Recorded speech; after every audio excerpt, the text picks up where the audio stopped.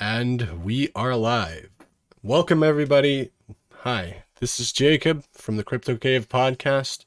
Today I'm joined by my colleague Phil and Ben from Jensen. Why don't you tell us a little bit about yourself, Ben? Sure. Yeah. I'm Ben, one of the co-founders of Jensen. Essentially, Jensen is a machine learning compute protocol. So we connect deep learning and machine learning engineers and researchers with people who have GPUs, TPUs, anything, any sort of compute source that's capable of doing machine learning work. And we provide a market over that compute essentially as a layer one protocol.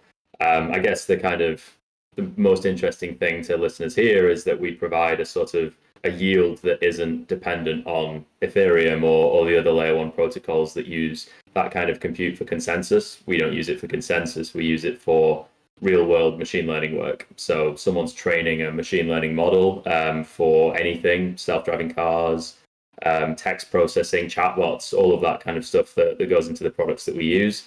And instead of using big cloud providers like Amazon or Google, they can use any GPU theoretically, any GPU that's right now mining or previously was mining, and now can do that kind of useful work. That sounds very Awesome. interesting. Thank you for that. Yeah, I think Yeah. we can Sure. talk a little bit Can't wait more for about it. that in a bit because as you probably know, the Ethereum Merge happened, which ensures that GPU miners are not able to mine Ethereum anymore. So, as far as the market goes, everybody's currently, you know, looking around to see what the next GPU mining gem is, and obviously, it would be awesome if Jensen could be around and do something for the community in that. I think AI and rendering are obviously one of the two ways that it can go with GPUs and GPU mining. So that's pretty interesting. So Phil, you sent me one chart today. Let's have a look at that. Yep. Just the Ethereum chart. And the surprise for me here is that there wasn't really much of a surprise. The merge went off without a hitch, basically. If I was an Ethereum engineer, I would be very proud of myself and credit where credit's due.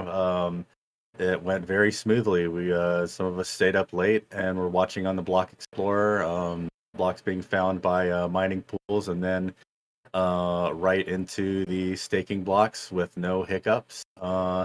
And there was just a very small, you can't even see on the daily chart here where the whipsaw was. Find the merge on the chart. You can't. Um, so I mean, it went down a little bit after maybe some people that were hoping to get their fork coins got them and dumped their ETH, but it was basically a non-event for the markets. So no news is good news, I guess. Yeah, yeah. That's I guess that goes to show that the merge was already priced in when it happened because we saw a little bit of down action, but I mean it's not more than normally. So I guess the full merge was priced in, and yeah. And it wasn't until several hours after, I think, it actually down a bit.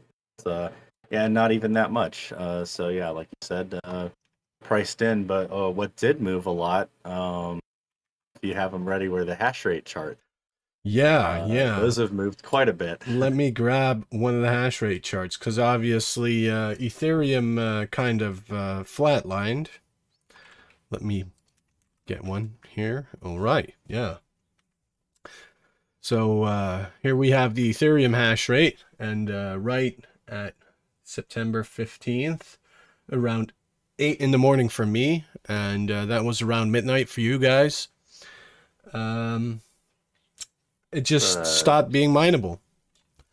So what was interesting as well, Phil, I think we were talking about that before, is we were looking at the ETH Classic hash rate, which, I mean, ouch, that's uh, that's an yeah, it's increase of, you yeah know, there. About a 5x. Yeah, it's like a 5x from the week before. Yeah, crazy, crazy. And obviously the prices dumped afterwards, and you know, we were stuck holding the bags. So Yes. currently we are looking for new things to mine and new profitable things to mine. But I mean, I don't Yeah, know, some of man. some of the projects out there look pretty nice. We've had some articles on them on our website recently. My personal favorite is Ergo, just because it uses zero knowledge smart contract technology, which is the kind of the forefront of what we have in blockchain. Hmm. So it's really interesting, but it, like many of the other coins, didn't have a very large hash rate going into this, doesn't have a very large market cap, and was run over pretty quickly as far as profits go, just like most of the other ones. Some of the ones that remained profitable for a little bit were just the ones that the slowest difficulty adjustment mechanism Yeah, yeah. in the end. So I don't know if you have a screenshot of what's a mine handy, but basically everything's negative. Yeah, there's Ergo. Yeah, yeah. And what to mine, everything currently isn't very profitable. I mean, it just hurts a bit if you look at the profitability currently. Uh, I see two coins that are currently profitable. One's called Caspa, which is a coin that's only available on two small exchanges, and I think the reason that it's still profitable is not a lot of people actually know how to mine this. The algorithm is kind of new. It's called K Heavy Hash. Probably not everybody has it set up to go, or has a Yeah, wallet I'm not for it. even There's only not heard of it three before this wallets week. for it as well. I've heard from it a couple weeks ago, but you know, yeah, that's about it. We have Swap, which I have never heard of, and that's it. The rest is fully not profitable. All these coins are not profitable all the way until we have ETH Classic here, which for some reason is losing you more money than you're even, you know, you're making 40, you're generating 40 cents in ETH, and it costs you more than $1 in power. So yeah. Yeah, the market's definitely not keeping up with all the extra hash rate, and yes, I mean some people this is probably the end of their mining journey. Others with the really cheap power. I mean, we've done the math on this before, or Rufus has, all the way back to when Bitcoin was still being mined on GPUs. And these situations, even though this is a bit unique, there's been some situations like this that could be compared to. And profit it doesn't stay this way for very long. You know, at least historically, it's only been a couple of weeks. Um, Miners figure out they're not profitable fairly quickly, turn off their equipment, and things reach an equilibrium. This one is maybe a little bit larger than previous events, so it might take a little bit longer. But still, everything's responding fairly quickly. I mean, it only took a day and a half for us to basically pave over the entire proof of work market um, with unprofitability. um, but yeah, so maybe it'll resolve itself just as fast as we got here.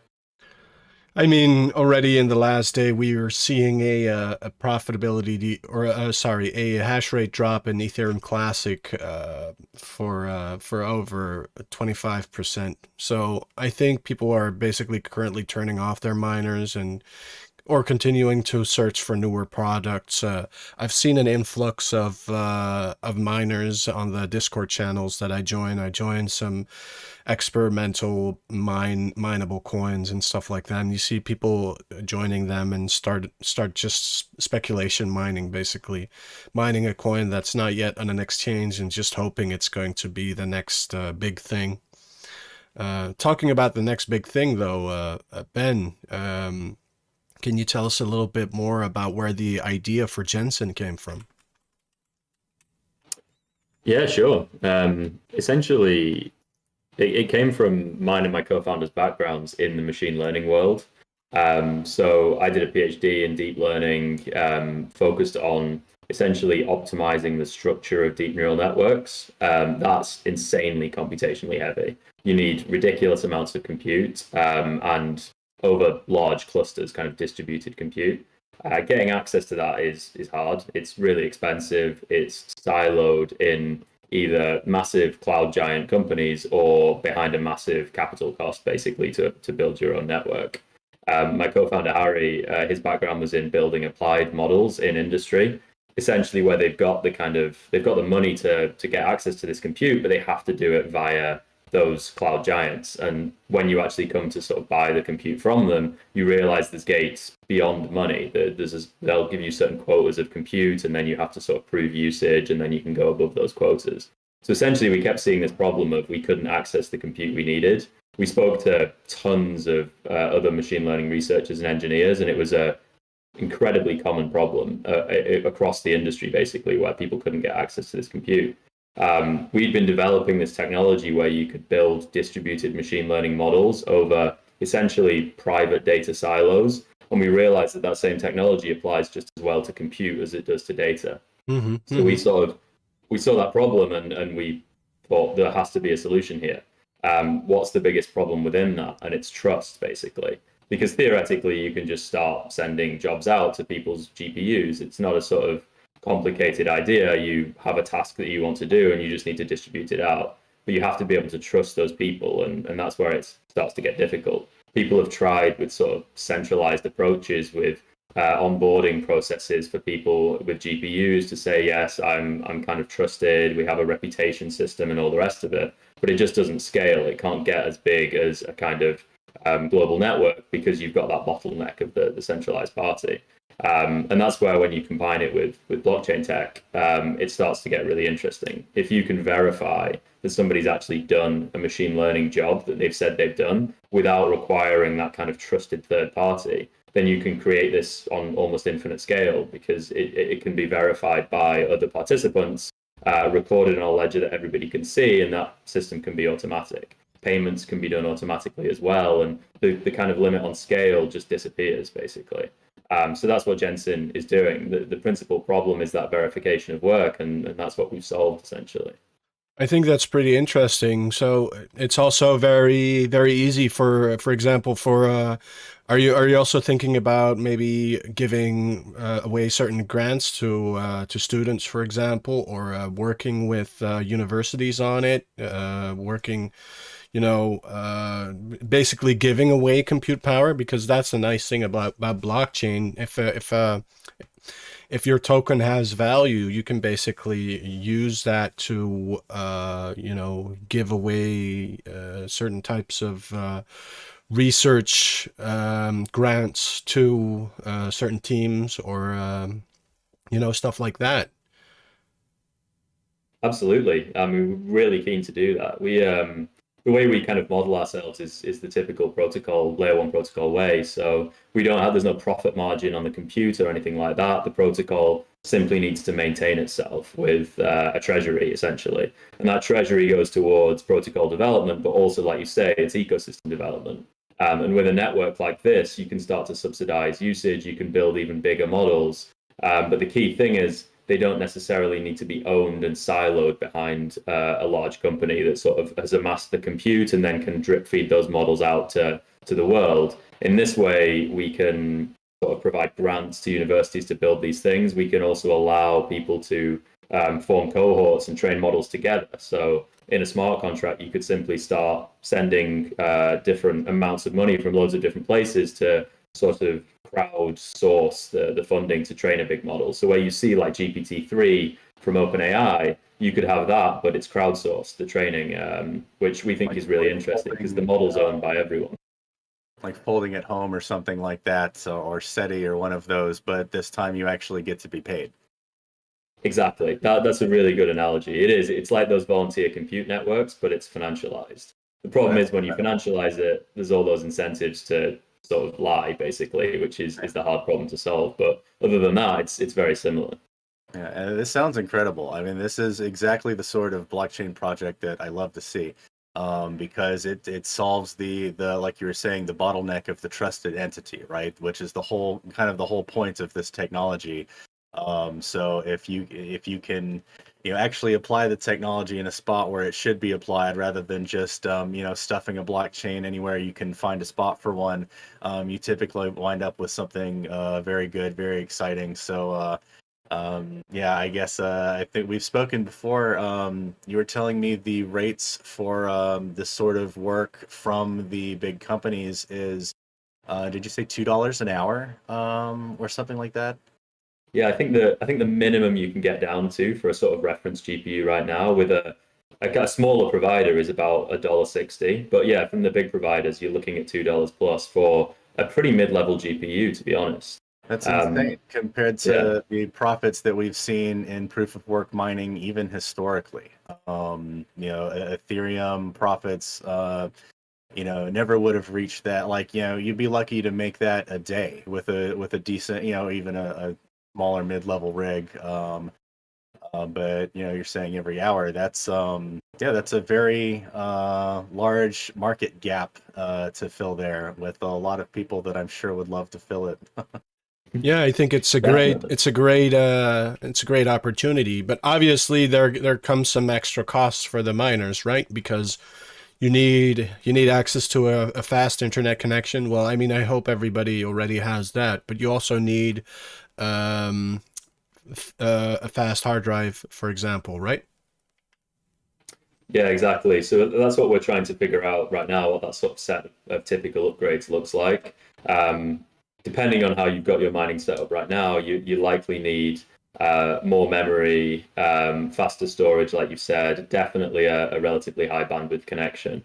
We're looking at ways that we can sort of make that easier for miners. So there's ways of sort of caching data sets on slower storage next to the machine. I think typically the kind of upgrade cost or the upgrade sort of difficulty will be in the more established mining setups. If it's somebody who was mining on a kind of idle gaming PC or something like that, that's probably pretty well set up, to be honest, right now on a decent home internet connection. But if you've sort of optimized for Ethereum mining, then yeah, you're going to have to come a little bit closer to us, basically, to get things set up. Yeah, I think we've talked about this before a bit. So you have to think about, for example, your PCIe lane throughput and stuff like that, right? Yeah, exactly. That the bandwidth on that communication is quite important. So typically, if a miner on Ethereum is using PCIe like one lane, then it's not going to be fast enough to transfer data to and from the GPU for machine learning workloads. Typically, we want that as fast as possible, 16 lanes. And I think stacking as many cards as you can onto one board doesn't quite apply in this case, because we care so much about the bandwidth rather than just the raw hash power, essentially. You wind up with a very decentralized network just by default, sounds like. Definitely, yeah. So did you say this is being set up as a layer one, or did you say you were just copying one? Okay, so it is its own whole network. It's not using like an Ethereum token or something to just facilitate the transfer. It's actually got its own blockchain with it. Yeah. Whole layer one set up separately. We use the substrate framework internally, so it's the same sort of technology that Polkadot's built on. But it's a standalone layer one in its own right, or a parachain within the Polkadot ecosystem. That's sort of to be determined. But yeah, essentially completely separate. That gives us freedom basically in how we build this, because our verification system, whilst a lot of it is off chain, it's a lot of cryptography, game theory, and kind of other technology to manage the verification between participants. There is a portion of that that needs to be done by the chain. So us having as much flexibility to modify that as we can is good for us, essentially. You could theoretically build this as Ethereum smart contracts, but I think you'd really quickly hit problems. We just don't want that. Yeah, and I guess it's fine to save the mining equipment for doing the actual computing rather than overloading it too much with consensus layer stuff. And it's just kind of a product anyway, so it doesn't be fully proof of work or anything like that. And it sounds like even if it was, the participants would lose money on doing the consensus rather than the job. So sounds very optimized. What's your timeline looking like? It's always the hard question in crypto. Very good question. Essentially, we're looking at a restricted testnet early next year. So in the first half of next year is when we want to launch that. It'll be a reduced set of users. So we're interested in talking to anyone who would like to get involved in that. We're sort of making sure that we're working with the best people who can give us the widest test case of supply and then the widest test case of demand. So the machine learning tasks that will be run, and people who are sort of willing to work with us on changing their hardware setup, trying out different things, and sort of getting through the early stages of figuring out how this works, basically. But if anyone is interested, we'd love to chat. We're chatting with people all the time about this, and we're in heavy development right now. So we'll be releasing updates in our Discord, basically, as we go, and as we get closer to that sort of first half of next year release. That's awesome. That's awesome. How big is your team currently? So we're 6 people right now. We've got a couple of open roles as well on our website. We're hiring predominantly on the machine learning side. But yeah, we're a pretty lean, small team. We don't intend to grow much further than that for quite a while, basically. Yeah, 6 people cracking on, basically. Is it an on-site or remote working job? Fully remote. Fully Fully remote. remote. So there's a couple of us in the UK at the moment. One nomadic, a couple in Germany, one in Brazil. We don't really have a kind of central location that we think of as home for Jensen. We're just a kind of fully remote company. I think that's how you have to do it nowadays, particularly in Web3. Yeah, I agree. I agree with that. I mean, it's nice to have a get together every once in a while, but everyone who loves sitting behind the computer doesn't really like to travel anyway, right? I mean, at least I don't like to travel to work, so yeah. I mean, I travel, but I mean, when I travel, I usually do it for my own fun. Nice. We've actually got a company offsite coming up. It's the first offsite in the next few months, so it's going to be really good. Oh, nice. I'm looking forward to it because your current website, I mean, do you want to show it off or? Offsite I was talking about. So company offsite, we're all going offsite in one place. Yeah. Oh, I thought you said we're updating the website. No, we should do that as well, though. I mean, I'm happy for you to show it, but yeah, as you say, it's bare bones. We don't give too much away. It's it's a bit in the, you're spending the effort somewhere else than It's yeah. A lot of venture capital companies always complain that people are spending all their hard-earned cash, but just spending it on development is, I think, the best way to ensure your product is going to be a success. Yeah, it'll speak for itself. Totally. That's the main thing, right? It's the technology for us. That's what we care about the most. That's what everyone in the team cares about the most. That's what we're sort of running towards, basically. So the website comes along, but so far it's kind of dragged behind. Yeah. Talking about using GPUs, by the way, I read in the news that the Ethereum Merge is actually killing off GPU sales. So yeah, it looks like Nvidia is going to be in a little bit of trouble in their quest to sell as much GPUs as possible. Yeah, their stock chart looks a little iffy too, and I think you were predicting that they would try and hold up the proof of work market, and it does look like they're involved on a coin. I think Flux is Yes. being backed by Nvidia. They've got their incubator badge or whatever on their website. But I think my concern was, will it be enough? And well, at least not to save everyone, it seems. But I mean, I with guess we'll find out in with the next couple of weeks how they do. with 6 cents of power, it's currently not profitable to mine Flux. But I mean, I think as well we're gonna see a big shift in hash rate turning off, people selling off their machines, and I'm afraid for Nvidia, they're just not gonna sell their new video card, their new graphics card line, the 4080 and 4090. I don't think they're gonna get sold a lot because if everybody's selling off their mining equipment, then Yeah, I don't know. there's going to be a ton of used GPUs on the market. If you ever were thinking of building a gaming PC, it would probably be a nice distraction. Yeah. But yeah, I don't think Nvidia or AMD is probably going to have a very good holiday season this year. I, th- I think it's going to be really interesting to see if they go after the gaming market or the machine learning market more heavily, because they've essentially got that kind of split now of the next big target to go after. It seems mixed so far as to what they're trying. Yeah, yeah, and interesting for your product is obviously the gaming market as well, right? Because if you have a good gaming PC, then you can also go on the Jensen network and mine with you guys. Yeah, I mean, that's Make an extra passive income with your GPU. totally. I mean, that's the good thing about this sort of the gaming workloads on the gaming GPUs themselves. They're very good for machine learning as well. The top end sort of specific machine learning cards can't really be beaten, but the top end gaming cards are really good for machine learning. The crossover is quite high, so it works really well for us. Yeah, those And I think 3090s, for I think they have like 24 gigabytes of RAM or something like that. That's basically you'll you, that you'll pay a lot for that on a cloud mining uh,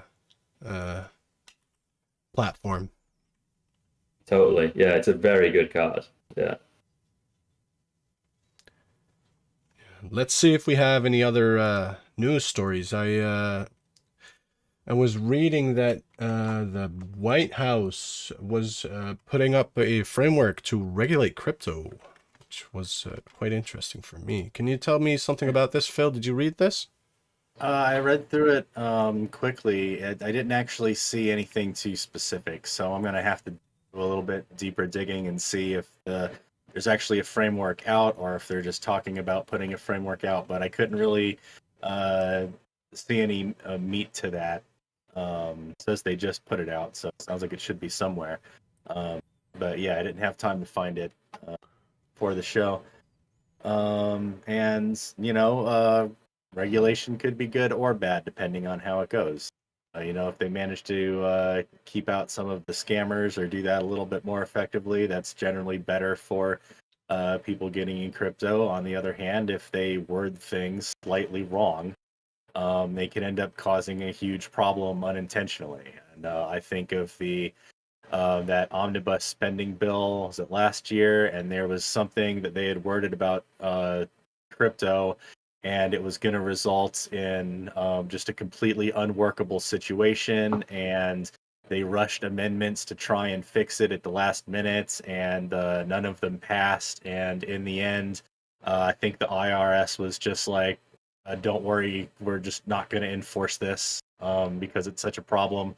So yeah, sometimes politics is messy and things go awry. So it's good to pay attention. And if there is something like that, make sure to contact your representative. I'm sure we'll see soon. We have a lot of very good watchdogs in space. Yeah, us in Europe, we have some good watchdogs as well.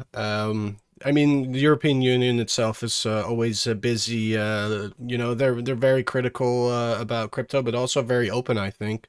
How's it in England, Ben? How's the crypto regulations? How are the regulations there? Do they just throw around crazy things, or is everything structured well? To be honest, I'm not sure. It's quiet. I think it's relatively well structured, but I think we just follow the US for the most part, to be honest. I don't think there's a huge amount of kind of original thought going on over here yet. Um, but I've not seen. I mean, I've not dived too deep into it. I think back when the sort of the travel rule was being discussed heavily, I got involved then and kind of looked at it a bit. But since then, I've barely heard anything, to be honest. News is good news. And I have another question for you. This may lead into our next story too. Was there a big concern about your project being considered security or whatever the UK version of the SEC is? Any worry about trouble from them? So I mean, it's always something that gets discussed. I think it's the US securities that is where it comes up. To be honest, but yeah, we essentially kind of make sure that we don't fall into that. Basically, we've got lawyers that keep an eye on it, and we're basically waiting to see kind of how things play out over there in the US at the moment. There isn't really a kind of UK equivalent. It's all the focus is all on the SEC. Oh yeah, so I guess worst case scenario is you just ban all the Americans and like everyone else. That seems to be the approach. Yeah. Yeah, I mean, it's always interesting to see that geo-fenced off, and I mean, some websites are like, if you're American, please click the cross in the top right, and other websites are like, we've completely geo-blocked you. You're not allowed to enter this website. Yeah, it's pretty crazy as an American to be seen listed on a short list of embargoed countries. You may not trade here. Syria, North Korea, Iran, United States. Hold on, that's I'm not used to seeing that next to all those. But oh well, it is what it is, I guess. Yeah, it's just a crazy state. What's the current status with the Ripple stuff? Because I know that's the kind of big thing over there for you guys right now, right? They got sued. I mean, I've kind of always thought of them as a security, and I don't even really particularly think of them as blockchain technology. And I think probably some other people share that view as well. I mean, they did things quite differently from I think even most ICOs. Like ICOs was a big problem for the SEC, back in 2015 or so. People basically creating something and then selling it off, in a public sale, and you can't do that with stocks. So you can't do it with crypto either. But Ripple actually created the supply and then sold it off multiple times, and they still have a ton of the supply, which is how they keep their market cap so high. It's artificially there. But yeah, I mean, win or lose on their case, I'm not sure it's really going to affect too much of the sector. Too much, just because the way they did things was a little bit special. Got it. Yeah, talking about Ripple, the SEC is currently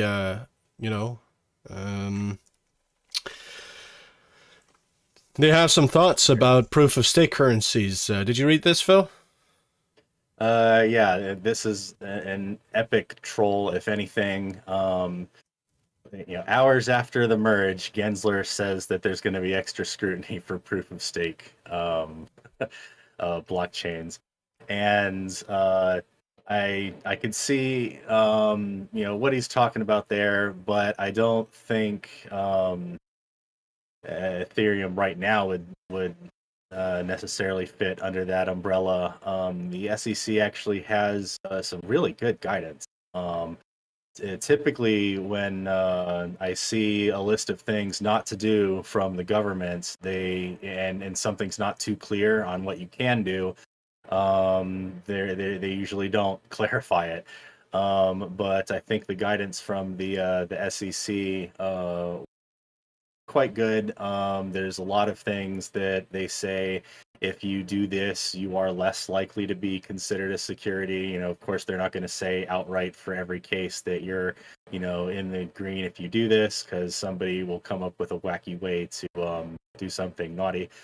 But I mean, yeah, it seems mostly clear to me anyway. What is and isn't a security, and Ethereum being already well in use, like it's not in a pre-sale state now. If they wanted to have a problem with their initial ICO, maybe sue them for that or something. But I don't think the technology just simply switching to proof of stake like it did anything to make it more like a security. If they get sued, it would be for something.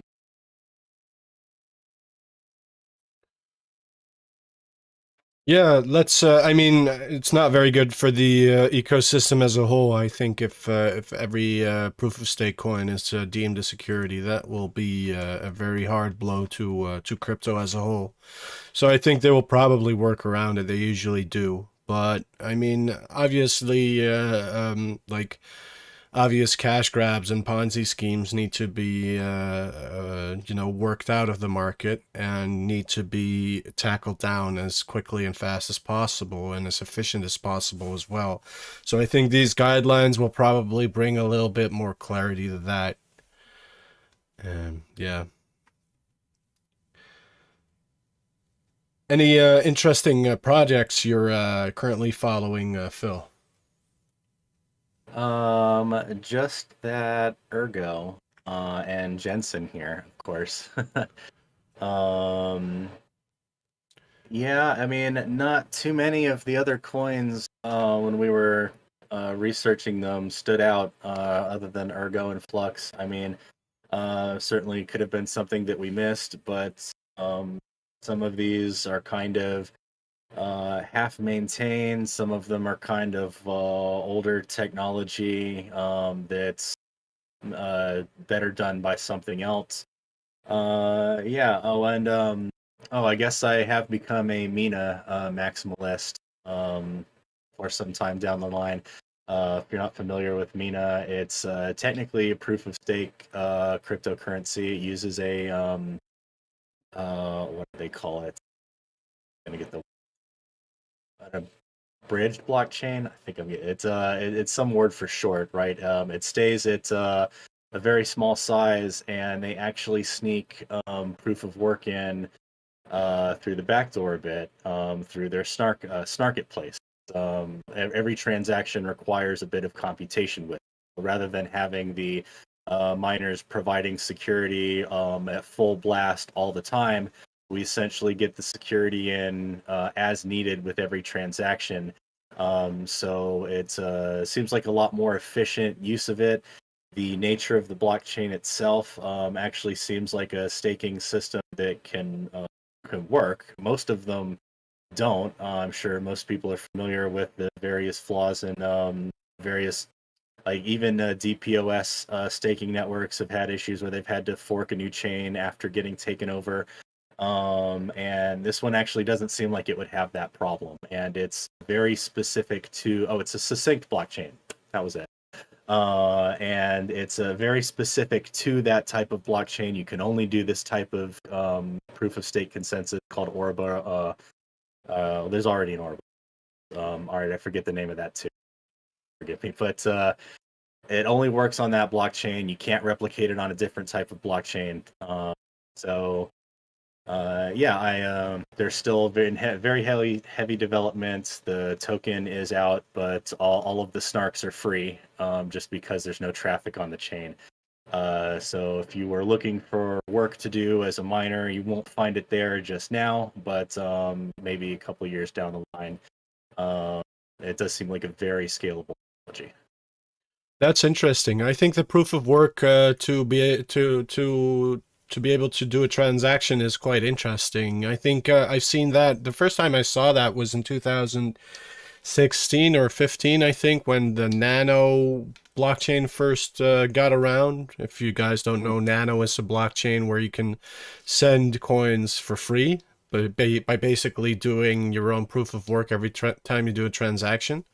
They've had some spam attacks in the past, but it looks like they've actually solved that currently by ensuring that if you want to do a small transaction or a lot of transaction at the same time, that your proof of work actually grows.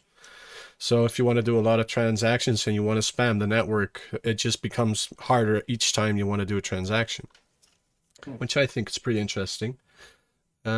Yeah, let me see if we have any other topics to talk about because, oh, I had an interesting one from the Netherlands. There was I'm going to get a translated news article here, and they have arrested a Dutch person who was suspected of laundering money, which is suspected to be worth around tens of millions of euros, and he stole the money through fake updates from a cryptocurrency wallet. So what he did was he made a website where people could download a cryptocurrency wallet, and in the end he pushed an update to this wallet, and the update stole the all the coins as soon as you know, a lot of people had joined started using the wallet. The wallet got its you know, people were happy with the wallet and started using it, and in the end he pushed an update and stole people their coins.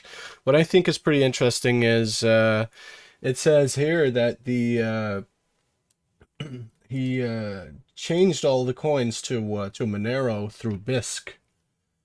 And I think that's quite interesting because how would they be able to track this guy if he did it through BISC? Do you know anything about BISC, Phil? Yeah, I mean, it's basically like a semi-automated Craigslist. You trade with people personally, and then there's third-party verification and other mechanisms. I've never used it. I am always far too impatient to wait around for somebody to fill my order or something like that when there's so many other exchanges to use. Mm-hmm.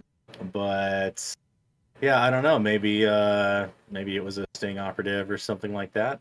But just on the fake Electrum updates, this is something that people will probably always have to watch out for. Yeah, This for is sure, the same for sure. kind of scam that, when people call people on the phone and they say they're from Microsoft and they want you to download an antivirus, right? That's always going to be the weakest link in security is human. And yeah, I'm not really sure what you could do about this. I mean, my best idea would be to have something integrated in the operating system that would be kind of like a browser check, right? You go to a HTTPS website and it does the third-party verification that you're on a secure website, and people are supposed to be checking their SHA hashes or MD5s or whatever they get with these wallets, but nobody's doing that. Nobody probably even knows what that is. So it might be nice if the OS could do that for them. If not that, have some other little tool or utility, and then I mean, obviously there's code one- signing as well. There's code, yeah, but I mean, I get what you're saying. people don't use it. I often don't really look at I don't really verify what I download. I do sometimes have like the idea that I'm downloading something sketchy, and what I just do is I start up a sandbox and just sandbox it off. Hoping that is enough to, I mean, obviously it will be unless there's some really weird NSA type 0-day to break out of the sandbox. That usually doesn't really happen, but yeah, It's always good to be more safe than sorry. And I mean, those scams are around everywhere.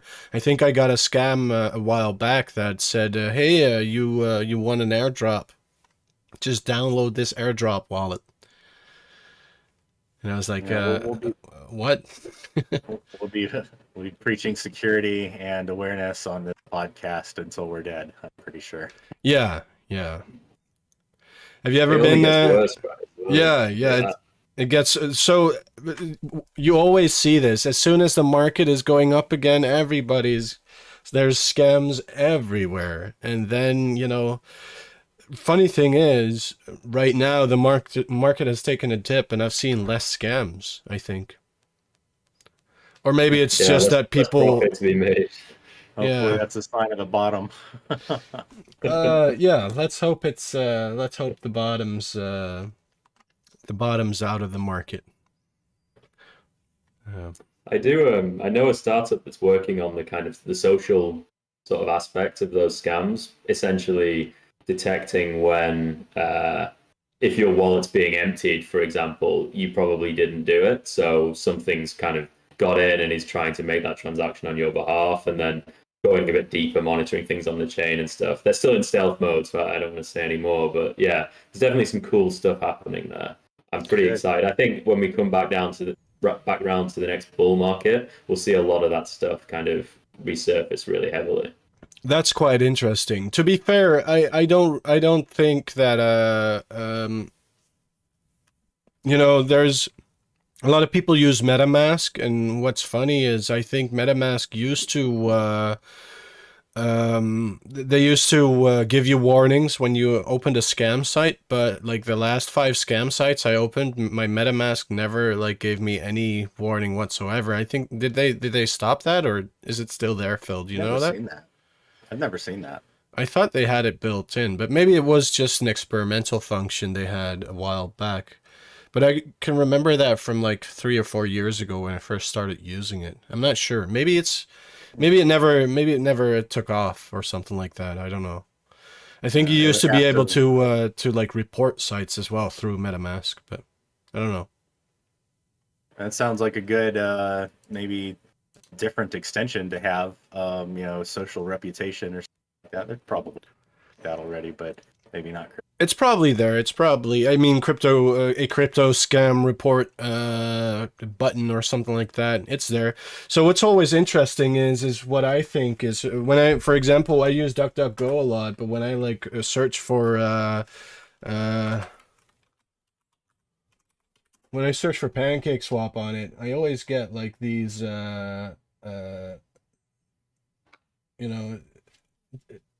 it's always there's always these scam sites there, Here, let me show you. I looked for PancakeSwap here. And there's obviously PancakeSwap at the top, but here, this is pancakeswapus.github.io. What's this? It looks like PancakeSwap, but it's hosted on GitHub as well, which is insane, right?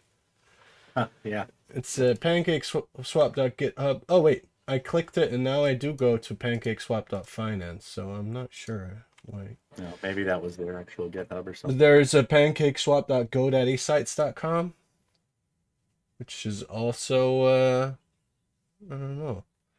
Looks kind of sketchy. Looking for beta 10. I don't know. It should look exactly the same if they have any brains about them. Yeah, that's true. That's true. Maybe I'm just copy paste everything.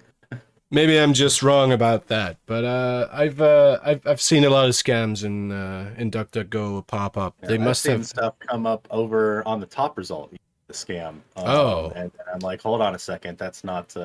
Yeah. I remember where I was going, but it made me pause a second. Yeah, I remember seeing there was a uniswap.org, but above that there was a uniswap.app, and I was like, wait, which one is the right one? It's like I couldn't even remember it myself, It's Use bookmarks. yeah. Or just I wonder what happens to this stuff when we get like proper metaverse. Like, does that mean this all translates into the metaverse and you're gonna sort of digitally walk into a place and it's it's going to be some entire scam building or something. I mean, it's going to be RuneScape, but instead of them stealing your magic bow, they steal your monkey picture. Maybe we'll have the wilderness in Decentraland. Yeah. You walk out of the building and your avatar's gone, wearing something else. Yeah. It's like they swapped your avatar for a three. They swapped your avatar for a $3 one. It's like I walked in with a Gucci one. It's like you click the wrong button, you agree to the wrong smart contract, and now you have to live under a bridge in the metaverse. You know, they stole your digital property as well. This is gonna happen. We're laughing, but this is gonna happen. There's going to be someone, and then he's going to be crying on YouTube saying that his life is ruined because he has to sleep under a digital bridge in the metaverse. Oh, that's also going to happen. We should we should buy some bridges on the metaverse and ask cheap rent on the space under it. Yeah, I got a metaverse bridge to sell you. Yeah, that's crazy. Yeah. Wow. Let's see. Do we have anything else, or are we just winding down? I think we got it.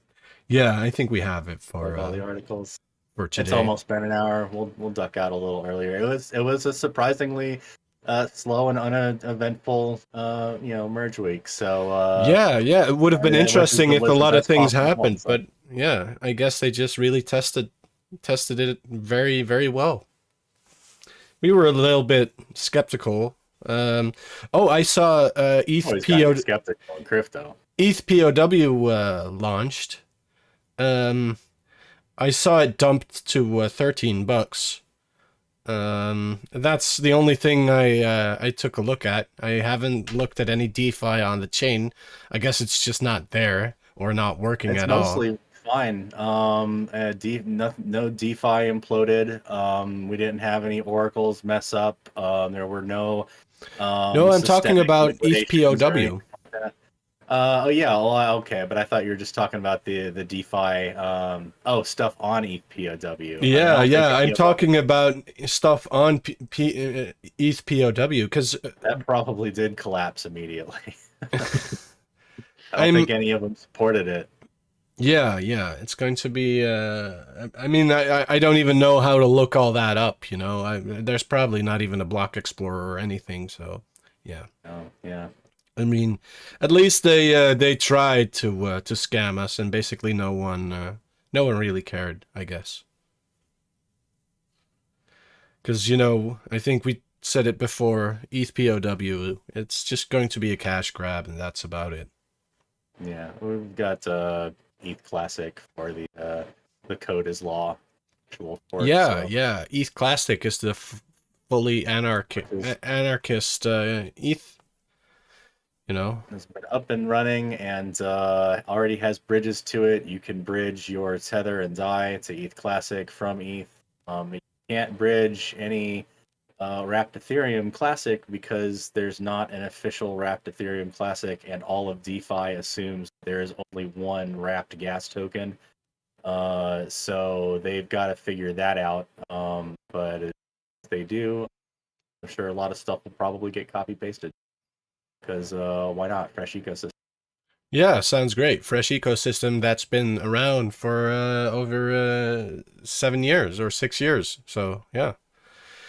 Anyway, Ben, thank you for joining us. It was great talking to you about Jensen. I'm very excited, and I'd love to work with you in the future. I think Phil is as well. So thank you for joining us. Yeah, thank you guys. Thanks for having me on. It was fun to chat. All right. Well, if any viewers out there, if you like this, please subscribe and join us next week, same time on the Crypto Cave podcast. Thank you very much. Have a good weekend. Bye, everybody. See ya.